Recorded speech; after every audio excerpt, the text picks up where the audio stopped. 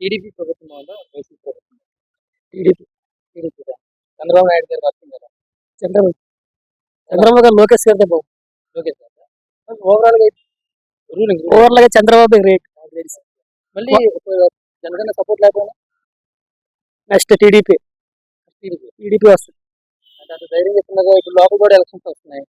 Local body elections sarpanch elections అవుతాయి కదా. మరి అప్పుడైనా సరే ఎంతైనా టీడీపీని ఓడించడం కష్టమే. ఎందుకంటే జగన్ పెద్దగా ఏం లేదు. ఇప్పుడు చంద్రబాబు ఎప్పటి నుంచే ఉన్న మనిషి. ఈ తల్లికి వందనం అవి చేశారంట. బాగా బాగా మంచిది, చాలా మంచిది. మంచిది. అదే ఒకేసారి రాదన్నారు. అప్పుడైతే ఈ డిగ్రీ చదువుకున్న కుర్రోళ్ళకే కొంతమందికి డబ్బులు వేయట్లేదు. అది ఒకటే టార్చర్. అది కూడా చూస్తా ఉన్నారు. అది ఇంకా అది ఇంకా పడలేదండి డిగ్రీ చదువు కుర్రోళ్ళు. అయితే నాకైతే నచ్చింది ఆయన ప్రభుత్వం. నాకైతే బాగా నచ్చింది. తల్లికి వందనం అయినా ఈ గ్యాస్ సిలిండర్ ఇస్తాను అడిగారు. గ్యాస్ సిలిండర్ అంటే ఇప్పుడు ప్రాబ్లం కదా, గ్యాస్ దొరకట్లేదు కదా, అందరికీ ఇబ్బంది కదా. అప్పట్లో గ్యాస్ కూడా 3,000కి వెళ్ళిపోయింది బ్లాక్ లో. ఇప్పుడు కూడా 2,500లోనే ఉంది. అంత మాత్రం ఆయన అంత మందికి ఇవ్వాలంటే కష్టం. అది ఓవరాల్ అయితే ఎన్ని మార్కులు వేస్తారు? 100కి ఎన్ని మార్కులు వేస్తారు చంద్రబాబు నాయుడు ప్రభుత్వం? చంద్రబాబుకి 100 చంద్రబాబు గ్రేట్ అంటే. TDP government sir okay just ఓకేనా? బాగుంది. బాగుంది సార్. అండ్ చంద్రబాబు నాయుడు గారు, పవన్ కళ్యాణ్ గారు వీళ్ళిద్దరు కలయికతోటి బాగానే వెళ్తుంది సార్. ఎందుకంటే వాళ్ళు డెవలప్మెంట్ చేయగలరు. చంద్రబాబు నాయుడు గారు సీనియర్ ఎక్స్పీరియన్స్ పర్సన్.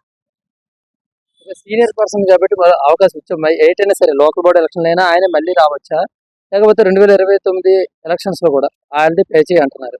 లేదా అంటే వైసీపీ ఏమైనా ఛాన్సెస్ ఉన్నాయి సార్? ఒకటి, చంద్రబాబు నాయుడు లీడర్. వాళ్ళ ప్రభుత్వంలో ఎన్నో పథకాలు ఎంతో అమలు అవుతున్నాయి. బట్ నెక్స్ట్ టైం ఏదైనా జరగచ్చు.